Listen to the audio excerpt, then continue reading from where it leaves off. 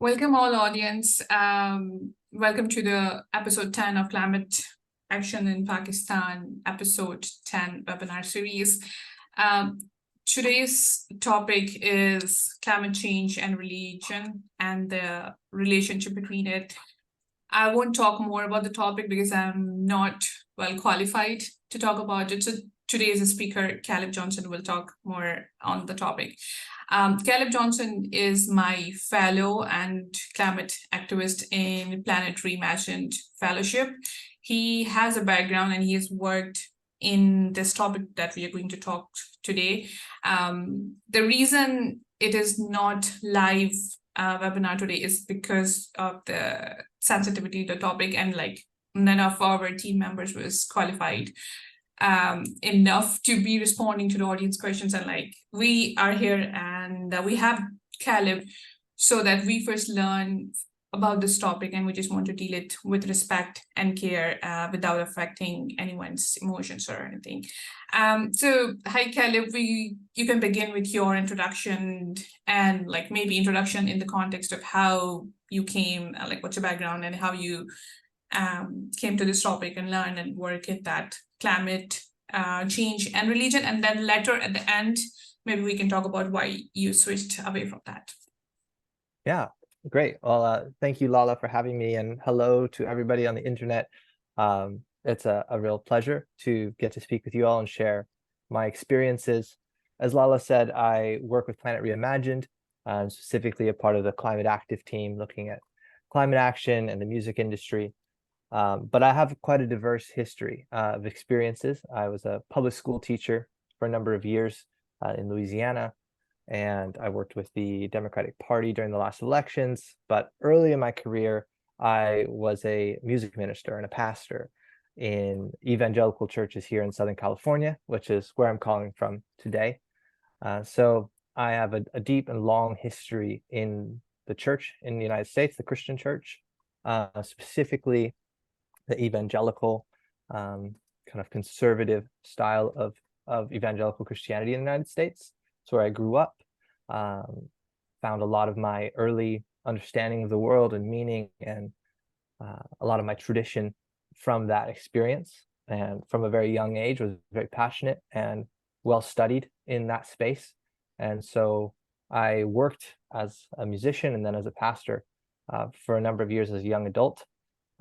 I was actually the youngest pastor on staff at the church I was working at by the time that I finished my time in ministry. So I have a lot of history here, and I haven't spoken about this in a long time about how it connects with the climate. So I just appreciate the opportunity to share my experiences and have a vulnerable conversation about two really important parts of our lives. You know, the way we find meaning in the world and understand our place in it, and also how we use that to handle the crisis that we face.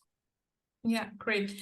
So just because Caleb, most of our audience would be new to Christianity as well, because like they are from Pakistan, and I'm not sure they would be as much clear to the concept of it as you are and you have been. So can you give a very short reflection on what were your beliefs back then, and what did you and try to build a connection just on the religion perspective maybe now, but with like all respect and all sensitivity, and then maybe we can jump on to conversation. Yeah, so for a little basics of understanding, obviously the like sacred text, the Holy Scripture for Christianity is the Bible, which shares the Old Testament with Judaism, and then has the New Testament writings where you have the teachings of Jesus and Jesus's apostles. So much like the Quran in Islam, that you have the Bible, which I know that there's a lot of overlap from our traditions. We all come from the same religious family, in a sense, of the Abrahamic traditions of Judaism and Islam and Christianity. So we have the sacred text, and for a long time in world history, you had kind of one church structure, which today we would call the Catholic Church.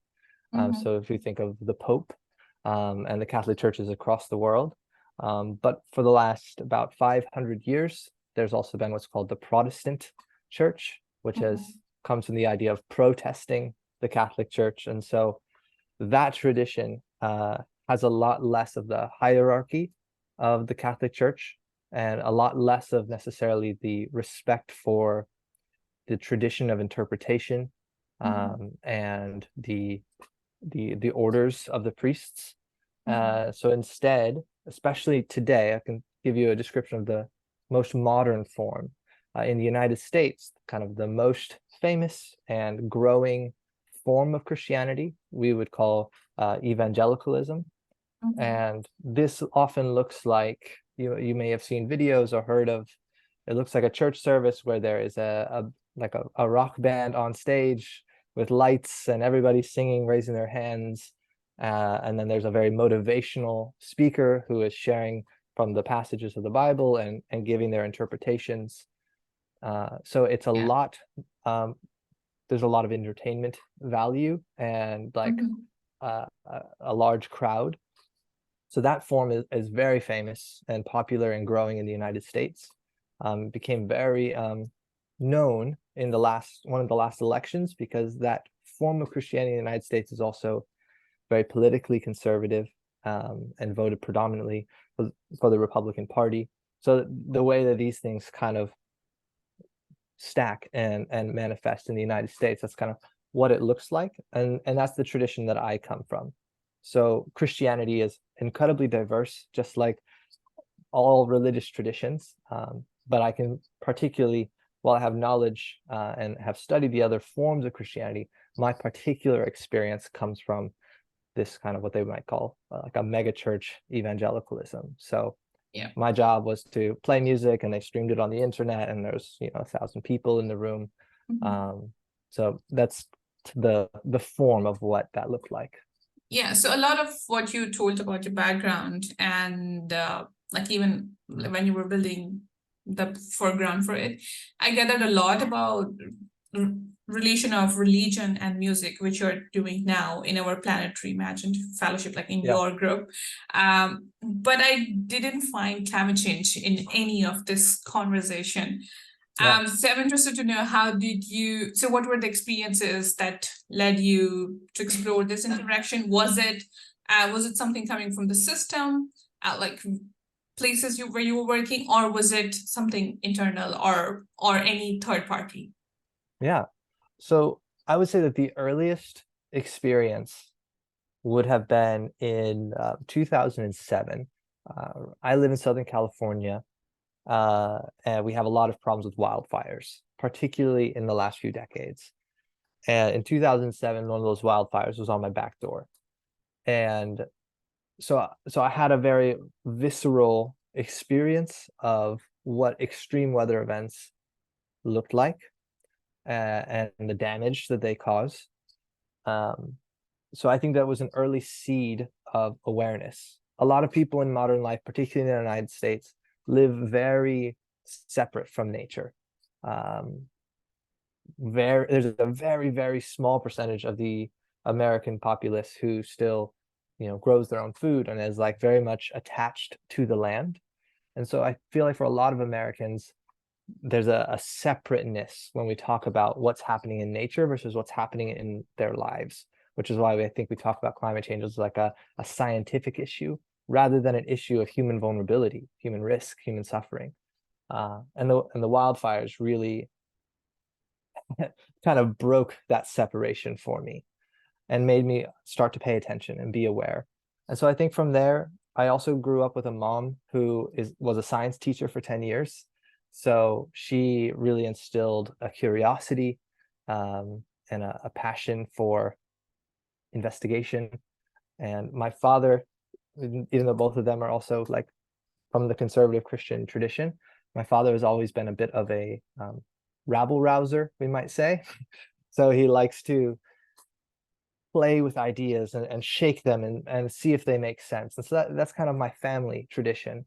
And as I started to listen with an open mind to why were these fires getting worse? Why is there no rain? We also just had before this year, like the 20 years of worst drought in Southern California in over 1,000 years. So there was these experiences that I needed to find answers for, and the Christian tradition didn't have those answers for me. So as I looked for more answers, that my curiosity took me to places where I could learn about climate change, whether that's through news or through reading research, and then through courses like in college and things like that. So it wasn't directly in my religious experience. In fact, that was a part of the tension, because I've noted earlier that there's a very much a religious alignment, political and religious alignment between evangelical Christianity and the Republican Party in the United States, which currently has a lot of resistance or denial or dismissiveness towards the concept of climate change. So as part of my story, which I'm sure we'll talk a bit more about, that was part of my struggle as somebody who my core principles and stuff is a value for curiosity, for open-mindedness, for compassionately and empathetically hearing people's positions. I just have far more concern about searching for wisdom rather than protecting dogma, and that allowed me to navigate these two spaces in my life.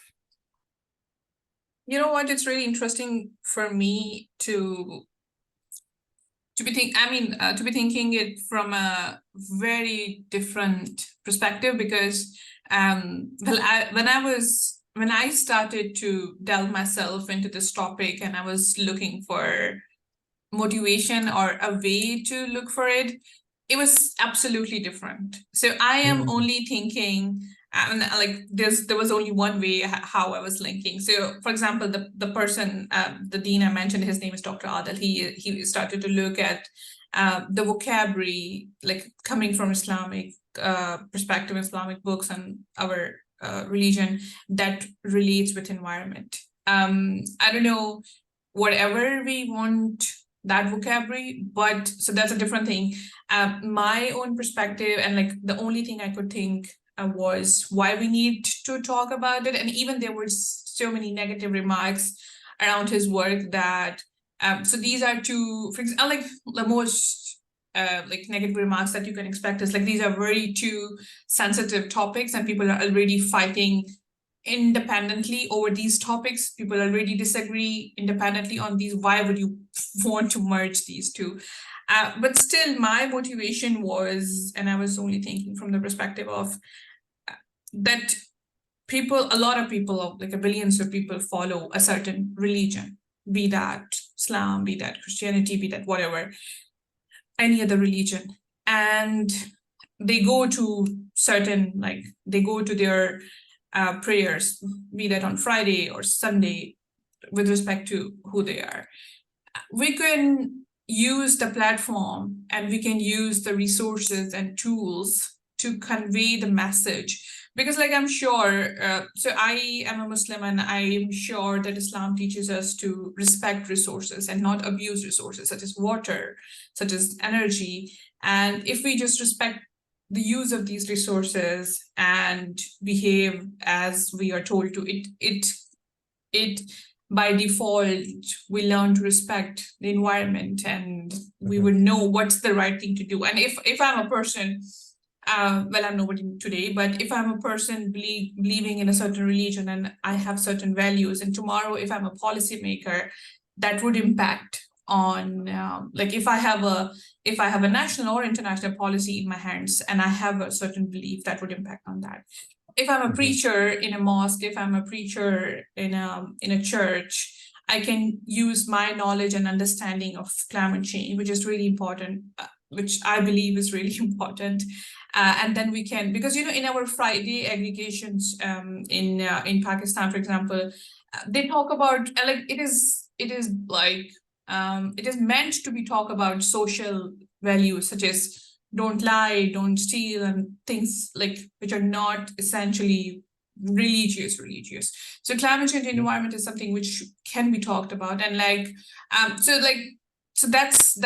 those are the angles of teaching, conveying message, making it part of values. Those were the things which I was thinking. And like I had another bit of very teeny tiny experience of looking at religion with respect to plastic pollution. So one of my masters is in plastics, and my supervisor back then suggested me to look for this if plastic pollution is being taught in Friday, like when we meet in Pakistan. And I was at that time in Thailand, and it was really interesting for me. Like, and he was not even like from my religion as well. So and like then then we wrote a report about how religions do both good and bad with respect to environment. So not only we can preach, but there are negative ways in which in which environment is polluted. So those are my motivations. But like you already spoke a bit on like what was your motivation, which is like the search for the answers and search for the wisdom. But can you talk more about how do you look at the Absolutely. nexus? Yeah. Yeah, I think you brought up a couple of really important things. You mentioned beliefs and the way that our beliefs precede in some way our actions or inform them. I think that's one key to this conversation. Another thing you mentioned was the institutions, the Friday teachings or Sundays in the church. Yeah. And then I think that the one really important thing is you said the amount of people that are involved in a religion of some kind. And having walked around in a lot of different spaces, and even though I have a lot of disagreements with some of, let's say, the people of my tradition that I come from, one thing that I've learned to really respect is that we all have far more questions than answers. And sometimes in the very rational, evidence-based way of thinking about information, about knowledge, about wisdom, there's a lot of reasons why that's really helpful and it has produced a lot of benefits to human society and flourishing. But sometimes I feel as if we take that type of knowledge, we call it a theory or scientific law, we put it in another category that fails to respect the real meaningful ways that people use their beliefs, which we can use another word could be their schema, their mental models, their stories, the language that they use that allows them to go through a really complex life with so many questions and find a sense of meaning and purpose. And for some people, that would be the Christian tradition, and there's so much beauty and wisdom there. And for some people, that would be the Islamic tradition. There's so much beauty and wisdom there. And for some people, maybe it's neither of those, and it's a secular, liberal, academic life. And there's so much beauty and wisdom to be found in all of those places. And I think we do each other a disservice when we don't respect that, even though we might have disagreements, that there's an underlying purpose that is the same. The life is really hard and complex. And these stories help us to process through it.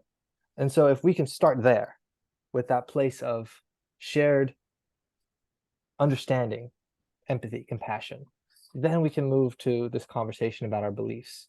I think that's really important. You know, if you have a belief that says that humans are separate from the rest of the natural world, that we're not part of the same thing in some way, that can have some really powerful effects on the long term. If you think of your actions as separate from nature, separate from the planet, and don't see your actions as a part of nature, a part of the planet. And some things I know from the Western Christian tradition, that can be one of the issues, that there's kind of in the cosmology, there's the heavens, the divine, that's in this upper position. And then there's this lowlier earth in this lower position. And then with nature and the animals and the plants. And then there's humans somehow in the middle, some way the mediator between the two.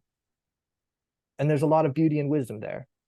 But sometimes I think that it blinds people in our society, in Western society, to the ways in which their actions are in this conversation with nature, informed by nature and informing nature. And there's beauty and you might say divinity even in that relationship. And so I think it's really important that we consider the ways in which we believe about the world and name the ways that it's really beautiful and helpful. And also be able to name the ways that it might create a blind spot. It might create a negative outcome. And for some people, they might not be willing to change anything about the belief. And that's okay. I mean, your worldview, early in my studies when I was in university studying to be a pastor and all that, read a really profound study about the way in which if you threaten someone's worldview, the like core beliefs, you ask a question, you might not even be intending to, but you ask this question, you make this comment that actually goes to the heart of what this person believes about everything, and you tell them that it's wrong, it can trigger as much of a physiological response as if somebody is threatening to pull a gun. But it's the same patterns in the body. So of course, if we attack one another for those core beliefs, this path of allowing religion to help us in the climate crisis won't be helpful. It won't be useful. But if we can come from a place of compassion, empathy, respect for those core beliefs, and recognize the wisdom and beauty in each other's beliefs, and possibly even learn from one another's beliefs, without necessarily having to feel like we have to overly defend the precise nuances. And I understand some people will disagree with me on that. But that's allowed me to walk in these different spaces and be able to, like you said, these institutions. If you can speak in those institutions with respect, even if the standard opinion of the community disagrees with you, each of our traditions have ways, like you mentioned the vocabulary. There are beautiful ways to look at the Christian writings in the Old Testament, particularly, I believe it's the second story of creation in Genesis, one of the earliest writings of the Christian tradition. This beautiful imagery about the relationship between God, humanity, nature, that on the surface is not really there. It's hard to see. But with a historical lens, a culturally aware lens of what these symbols may have meant to an early Jewish teaching, you find these beautiful relationships between humanity and nature, and what we in the Western tradition call dominion. But there's an interpretive layer to why we translated it to dominion, because it wasn't originally written in English with the word dominion. And so there's these beautiful ways in which one can talk about responsibility and stewardship, and not necessarily as humanity as something that oppresses or takes advantage of nature, but as God in this teaching would lead with love and compassion and caring, that we as the image of God in these teachings would have the same type of dominion, the same type of stewardship for the natural world. So there's these beautiful ways within the institutions with the vocabulary that you said, that I think there's lots of common ground that we can all find if we process it all with compassion. Caleb, did you take on board any more people than apart from yourself on your journey of when you were trying to build this nexus? I remember you mentioned you belong to a family of science teacher, and like, so, but I understand like when we are living, and even like, I remember when I started to read about religion and climate change, that was a story from, that's also a story from Boston University. So there was a couple, one of them was a science teacher, and then other was the person from religion. I don't remember who was who. But then this conversation and this initiative, which they're working on now, this started from their dinner conversation. So imagine one is a science teacher, and the person believes in like works in the religion. So they used to talk about it every day, and that's how they build the connection. And now they have organization, and they have open source learning platform where you can go and learn and find resources which will lead you to correct guidance. And that's how I'm trying to learn through that. So I'm interested to know, did you take on board any more people? Like, there were any more people apart from yourself and your family to whom you talked about this? And like, was there any other platform that in USA or anywhere else that you could talk about it? Yeah. So besides obviously myself and then sharing my thoughts and my learnings and everything with my family, that obviously had a big impact on my family. But also just my kind of core, my group of kind of close friends and community inside of the church. I found a lot of people that,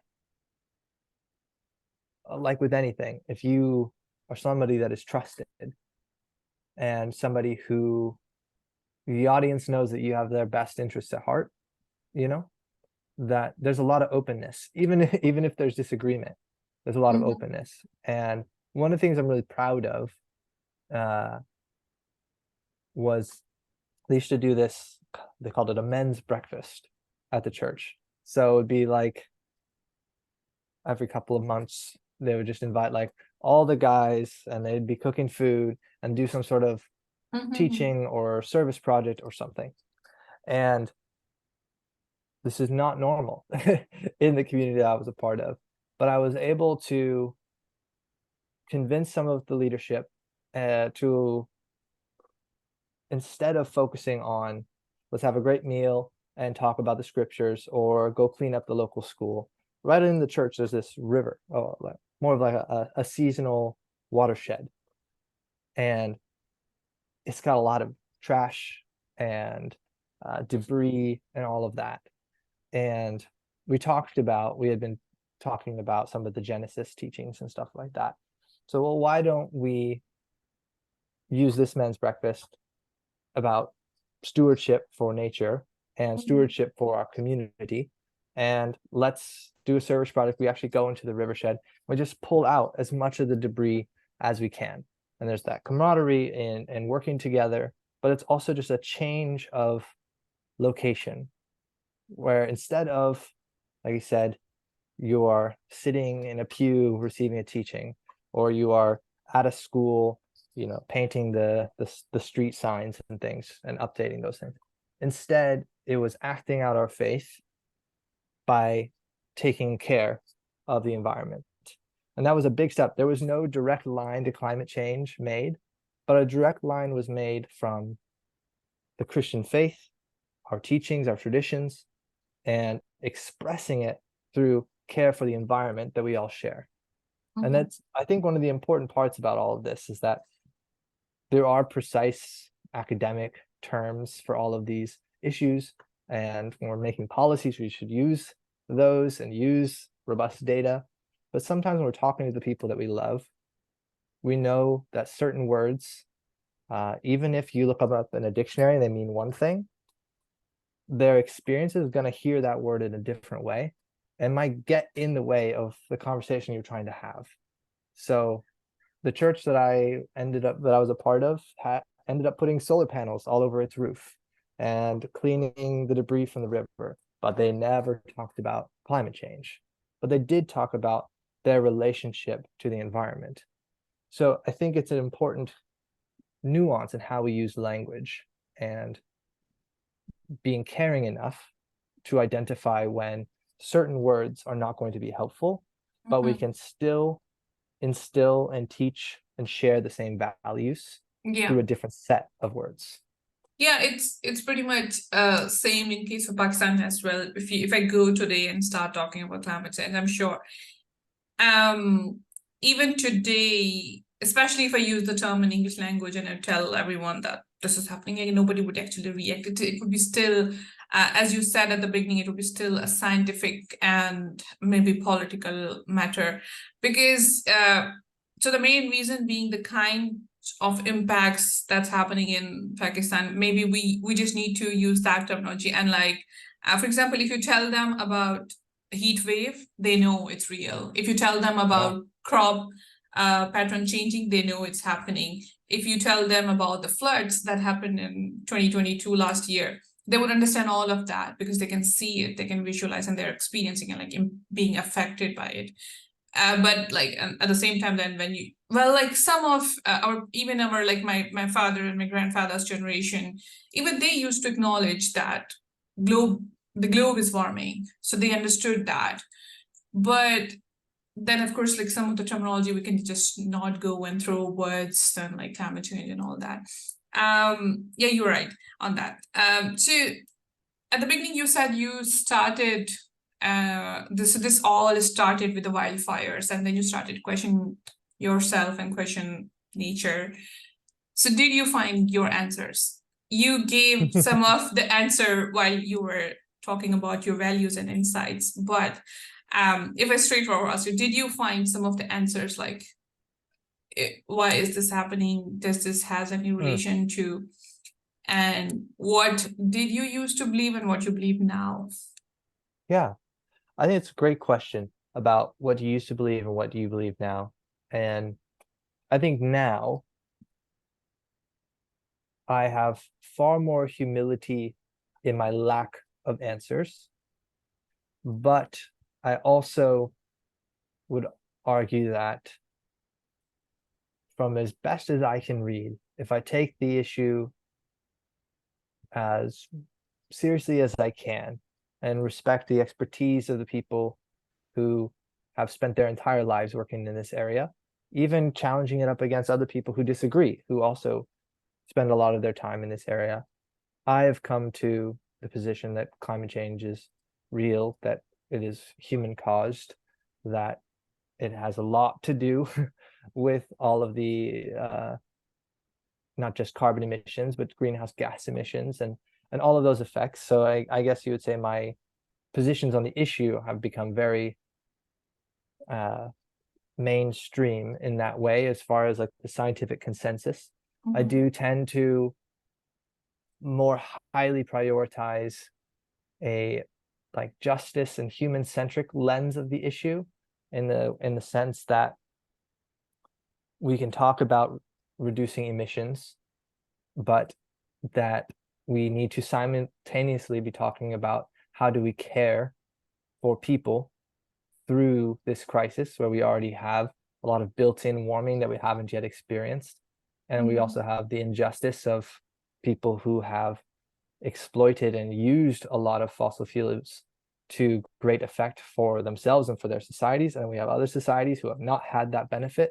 And yet it's the very wealthy who often tell the poor to stop burning fossil fuels and these kinds of things, without necessarily recognizing the discrepancy or inequity of the distribution of wealth and well-being on the planet.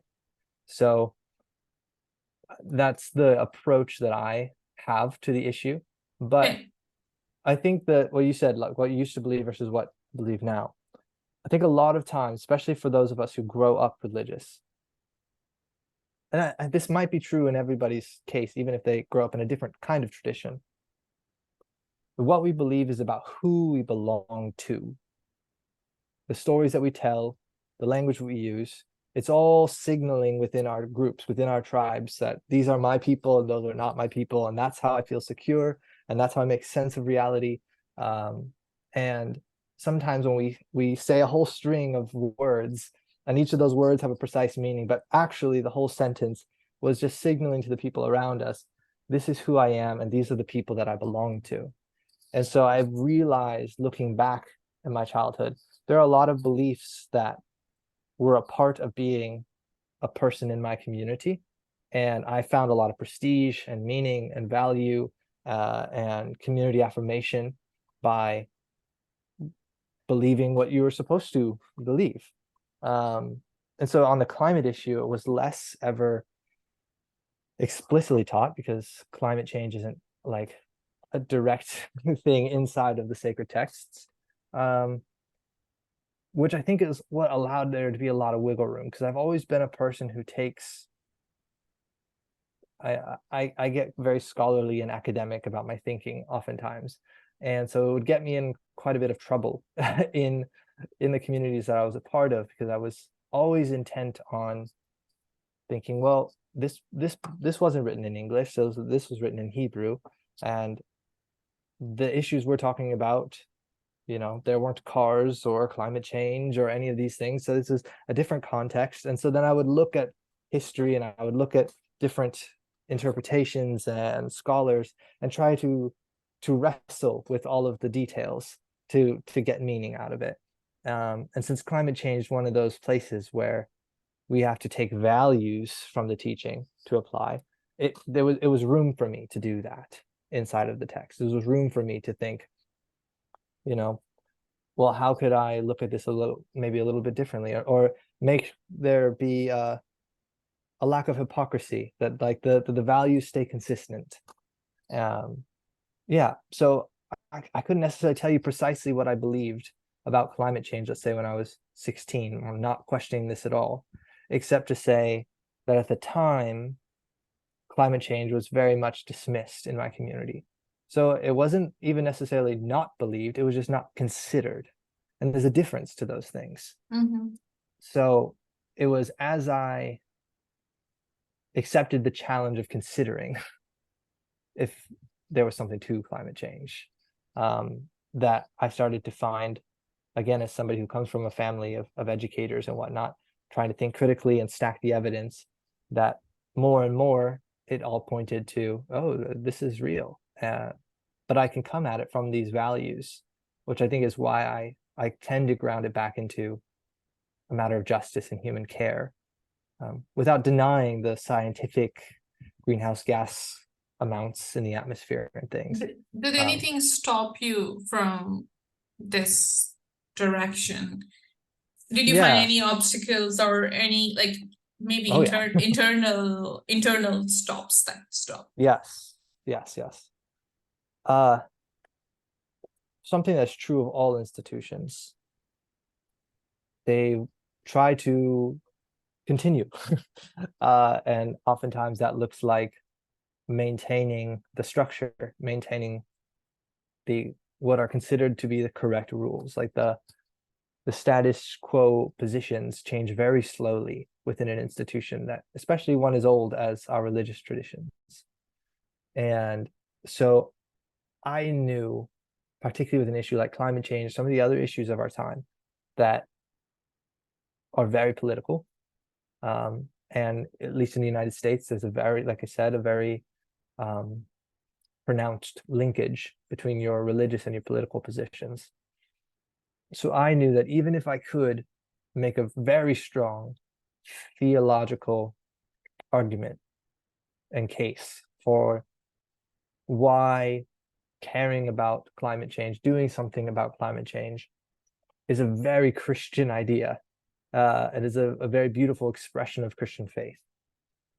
I knew that would cost me.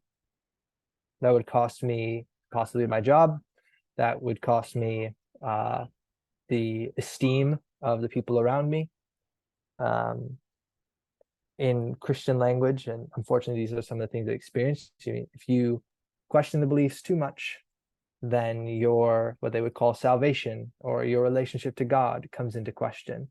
But doesn't the idea that Pope Francis, who is at the highest position, like maybe as per my understanding, I'm not, I can be wrong, but he is a pro environment and pro climate change. I don't know the term to be used here. It's okay. So doesn't that have an impact on, like, did it not give you potential or strength and confidence?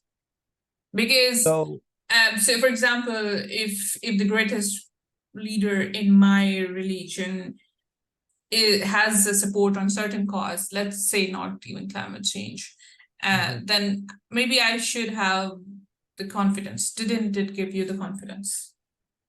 So therefore, back to some of the Christian history, for those who would call themselves Catholic, who are part of the Catholic tradition, then what the Pope has to say is very meaningful. Obviously, there's disagreement. The Catholic Church is a very diverse tent of different traditions. But for the most part, yes, you're exactly right. He's the highest figure. There's all these teachings around the Pope's like direct relationship to God and the quality of his insights and teachings. In the Protestant tradition, which is formed in protest of the Catholic Church and the Pope. Many will see what the Pope says and not just disregard it, but immediately think that it must be wrong. So there's a lot of distrust across the traditions. So because of the tradition that I was in within Protestantism and within evangelicalism, which is even the most distrustful of hierarchy, just to be clear, like within the evangelical tradition, let's say we have a church together and you and I, we agree on everything. So we have a community, we invite all our friends to this and it starts to get big and, you know, we have the whole thing going, but then you and I disagree. Rather than having somebody above us that we could go to and say, help us sort out our differences. If it really came to it, you could just go and start another church and I can just go and start another church and we'll just separate. And the people who like you or believe what you teach or believe what I teach will just follow us. And so there's a lot of splintering and distrust, except for that person that is directly standing at the pulpit in the church. And so while for me, it was very interesting what the Pope had to say, and I don't disregard it, I knew that within my community, it was not necessarily a meaningful thing. So do you mean to for say me, that it even played a role? It was one of the more of the obstacles, because I was thinking that was maybe some of the things that could have give you the confidence, but it was opposite. Oh yeah, God. because of my context. Yeah, I understand. Yeah, So my question when the initial question was about the obstacles, but like yeah, when you have mentioned all this, so my next question is, was all these things the reason that you switched yourself away from the topic? And yeah, maybe subconsciously you wanted to still be involved. And like honestly speaking, for me as well, you can see how afraid I am to even use some of the terms, and like, for example, not having this conversation live, because and like even I'll think I'll have to check before putting on, because like of course I do not want to be disrespectful to any religion, of or course. and not even to environment as well. Mhm. So were these reasons that you had to move away? Yeah, so I, the simplest answer is yes to some of these obstacles. I had to make a decision. I can be very vulnerable about this here, Yeah. that there is a cost to living in a way that is not integrated, or the word to be without integrity. Mhm. That if one socially exists in one way, but internally exists in another, that has extreme cost to one's mental health. And I, for many years, sat in a space where I didn't realize fully, but that my core values that have come more into focus as I've gotten older has been a pursuit of curiosity with a heavy dose of compassion for our differences. And unfortunately, as the evangelical tradition stands right now, that is a very scary, alarming prospect that stands in opposition to the ways in which those communities kind of provide a secure place where the questions can kind of be left outside so much. And so I knew that I came to a place where I had to make a decision for myself and for my mental health of whether or not I was going to allow myself to live socially in a way that truly fully expressed who I was, with the costs of doing so, or if I was going to take the cost of continuing to live in a way where I kind of hid my curiosity in order to protect my standing in my community. And so eventually, it took a very long time to get there. I eventually had to make the choice to risk losing everything in order to be honest, to have integrity, and in a way to find myself again. because I was in a very dark place at the time. So, and unfortunately, the cost was real. I had a meeting with my supervisors higher up in the church, who I know and respect, and still know and respect. We've had a long history and still love one another. But being fully honest about my questions and my curiosity and the ways that I was exploring my faith and exploring my relationship to the planet ended up costing me my job and a lot of the prestige. And at the time, that was like what my entire career was built on. So I didn't have a backup plan at the time. So it was really costly for me. And I have been trying to find my way forward since then, and still holding to the values that I chose, which was curiosity and compassion. And I'm better for it, even though I'm still, I guess, as any parent or grandparent will say, you never quite figure it out. But at least I feel more truly myself, and I'm more at peace truly with myself. So yeah, that ended up being, and it wasn't specifically just climate change. It was a many series of issues that were all coming together in that, but So just needing to be honest. So your transition into this topic was the one big incident of wildfires, and then you started to talk about it. So when you came out of it, was it a slow transition, or was it led by another incident, or like somebody came and told you stop, or like did you had to go through a rejection or an alarming sign? So was it a smooth transition, or was it a stop sign? Yeah. As far as my career in religious spaces, it was a stop sign. And again, not specifically just climate change.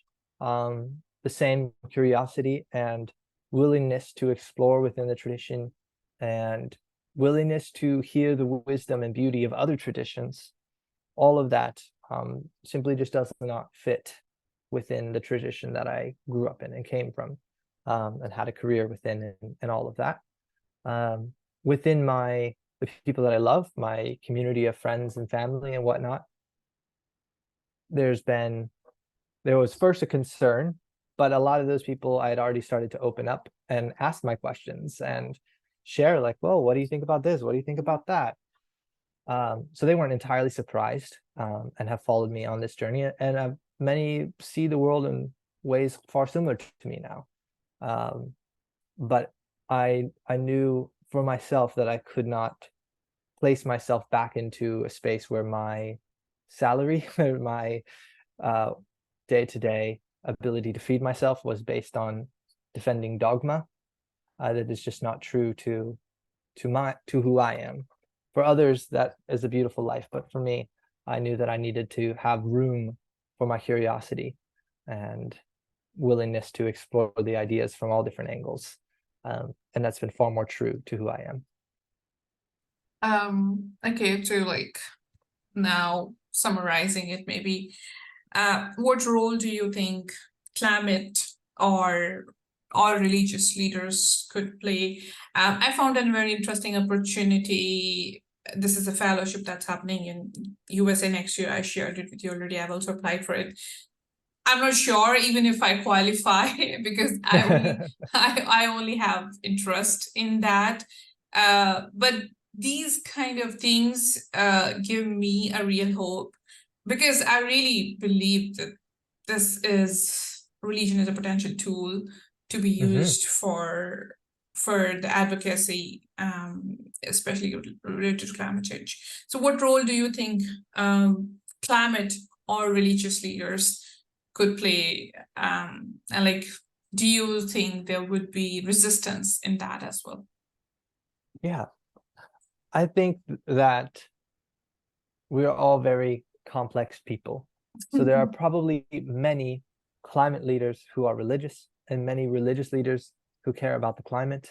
Yeah. Probably most of both categories cross over to the other. As we said, most people in the world belong to a religious tradition, and all people on the planet are experiencing climate change in some way or another. Yeah. So I think that the space for the crossover comes in where you have the ability to speak to a community of people who trust you. Let's say it's a religious leader speaking to their community, who's able to understand the language of their community, as we talked about earlier, and not talk about it necessarily as a political issue, maybe not even talking about it as a scientific issue, but talking about it from the space of values grounded in the religious tradition that gives their lives meaning and purpose, and being able to what all pastors, or I'm sorry, I don't know the term for a pastor in the Islamic tradition, but all of the religious teachers do on a weekly basis of this interpretive and teaching work, where they can pull on the values of their tradition, pull on the stories of their tradition, and show the ways that we can relate to the planet, to the environment, to one another, and how care and respect or stewardship, or whatever words you want to use, is it's a beautiful part of what it means in a lot of our traditions to be, let's say, children of God. That is a beautiful example of caring for the world given to us in that way from these teachings. And I think that from the climate space, I think a lot of climate people should also be aware of their language. That you use a different language when you're rallying, all of the activists for a protest. But if you're speaking with your religious family members or friends, consider how you can't talk about your love and your concern through the language of your tradition. To try to switch hats for a moment and recognize that there is wisdom to be had in both places. And if we would be willing to move with more grace and fluidity between those two languages, I think there's just far more in common than we currently see. But I think really it's grounded in, we've talked multiple times about these extreme weather events. For a lot of people, that's the direct point of connection. The things that are abnormal, that are happening in the places that they live, and their responses to it. And again, just talking about it through that personal, human, shared experience language and shared values language, I think is very fertile grounds to find common beliefs or common values. What suggestion would you give to people like me who are excited to learn? Honestly speaking, I have tried to write about it, to learn about it since February this year. I can exactly recall, because that was the time when Dr. Adil Najam announced that he'll be doing it. But I still have not been able to gather courage to write and publish, because I normally write, and it's easier for me to write and get something out through multiple platforms in terms of environment, climate change, energy, buildings. I write a lot and I have platforms. But I still haven't gathered courage to agree any of the editor to publish something related to this. So so what are the not that because I was thinking I cannot directly go and tell anyone that I want to write about it or I want to talk about it. So the only only glue I could find was peace.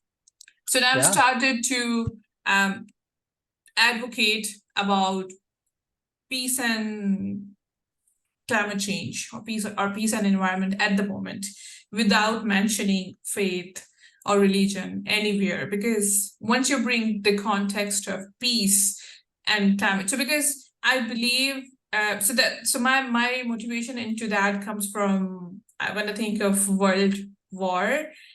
So that was the first time when all countries agreed on something to end the World War, and then we had United Nations. So that was for peace. Well, there were other reasons why the World War stopped, but then creation of United Nations, it was a message of peace, and not taking any organization's names or anything, but peace is something which holds all of us, and like there is still so much chaos that's not happening because we all countries agreed on something. And the second time all world agreed on something was the climate change, the Paris Agreement. So I have started to like only look at from this angle, and later when I evolve, I want to write and then merge, then bring faith, because then again, faith is something which unites us all in terms of peace, and then we can connect the dots. But like, what would be your suggestions? That's my methodology, how I look forward. But I still need a lot of courage to yeah, because like, of course, I don't want to lose my job as well. Yeah. Yeah. And it's unfortunate that is a real concern. Yeah. So I do think, one, I loved your reference to the way that the world wars changed the world, not just in the sense of the bloodshed and the damage and chaos, but the newness that was birthed from the chaos, the new order, the United Nations, these things. And it is one thing that I am hopeful about with climate change, that it is, as concerning as it is, that it is grounds for even more so a shared human experience. So I think that is a very good idea to start, to consider the ways in which, like previous chaotic events, climate change is something that unifies us, that we have a truly human shared experience.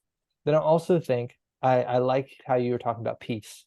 I think that really goes to a lot of my experience and also a lot of the literature about speaking about these issues from the space of values, speaking from values up, rather than talking, let's say, from jargon down to your audience.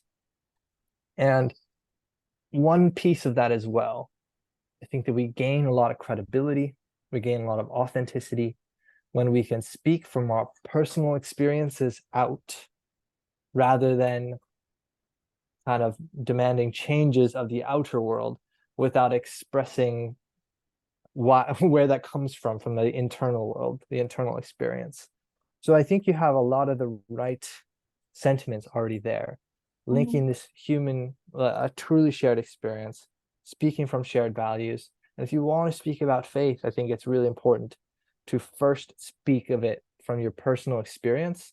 And then from there, you can make suggestions or claims or describe a vision of what it might look like if more people were to incorporate or face climate from a space that is owning their religious values.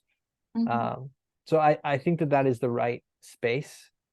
And I think that is something that the religious traditions can really offer, is a space of like talking about values. It's a little bit more normal in that space, rather than a lot of climate literature, which talks from the science and the data more often. But I think a lot of people can relate if you're speaking from your values, your emotions, your personal experiences, your personal communities. Even if they disagree, I think that there's a lot more respect for the credibility when you share with vulnerability. How do you see the future of this nexus? I mean, if so many curious people like you and me are still afraid of getting onto it, and there is so little content available online, like when even you want to learn about it, there's not much direct. And like, I started to like reach out to people, and the idea of using language carefully came up so many repeated times. I met another person, and I was just, when I was talking about like, so I want to talk about religion and climate change, but then we agreed on science and environment, not directly the climate change, and neither the religion. So we just agreed on science, like science and environment. So what does or science and faith, but not climate change again. And then so those are the examples. And I talked to another person. He was a preacher in mosque, and like he also suggested me to use a different kind of vocabulary. So like these all are giving signals like we're not ready to talk about it. And like maybe if you're not ready today, and like also the fellowship that we discussed, that's faith for the planet. That's again not religion and climate change. However, what they're trying to like, what I can see, what they're trying to do is essentially straight climate change and religions, because they're inviting people from all the religions, but they are also like using vocabulary very carefully. So how do you see the future of this nexus going? Yeah, because time is something we don't have, and because if we struggle to define the vocabulary and we wait years and years, we've already hit 1.5, and I don't know if we take a lot of time just to build this science, I don't know, the world would be already. Yeah. Yeah. So how do you see the future of it? I think that the stakes that you mentioned, the timing pressure, I think is really quite real. Yeah. But I do think that it will probably be kind of messy trying to negotiate how we talk about these things, and not because people are not intelligent or they don't care, none of that, but that our religious traditions have quite a history. They have seen the world through so many experiences, and they are deeply meaningful to a lot of people, but their roots are a very different kind. To use the academic word, the epistemology, or the core building blocks of how the world ought to be understood is very different from the religious space versus the, let's say, modern academic scientific understanding of climate change. So I think that some of the combativeness between the issues is really because we're like on different levels of a building, so we're doing a lot of this.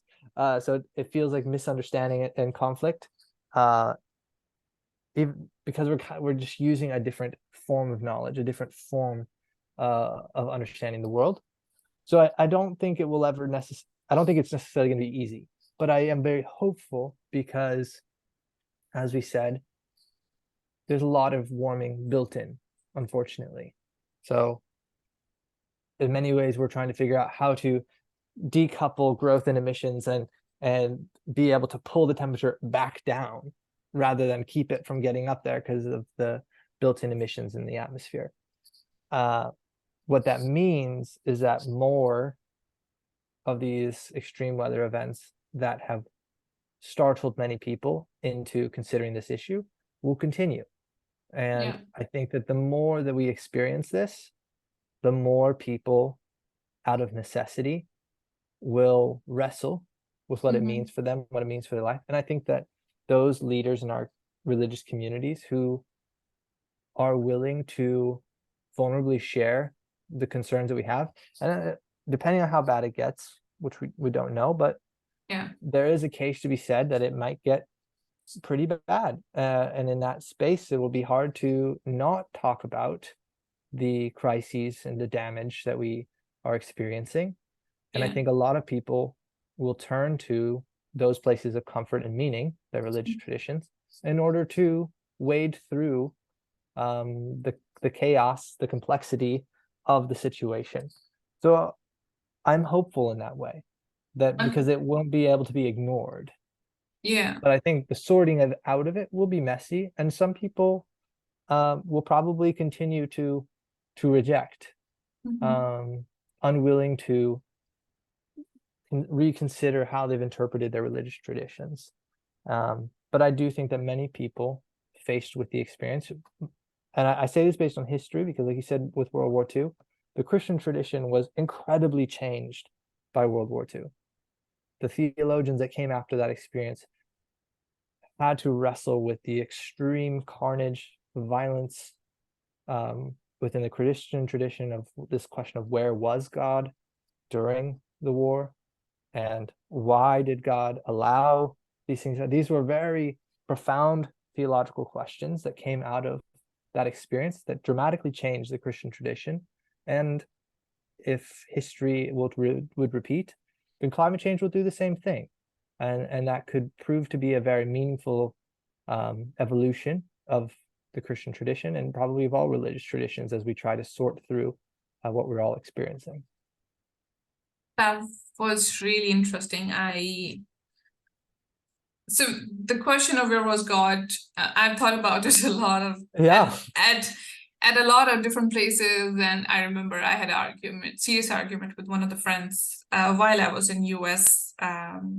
We kind of like, he was a Christian, and well, I don't want to repeat it here because that was something really, but because the words were really same.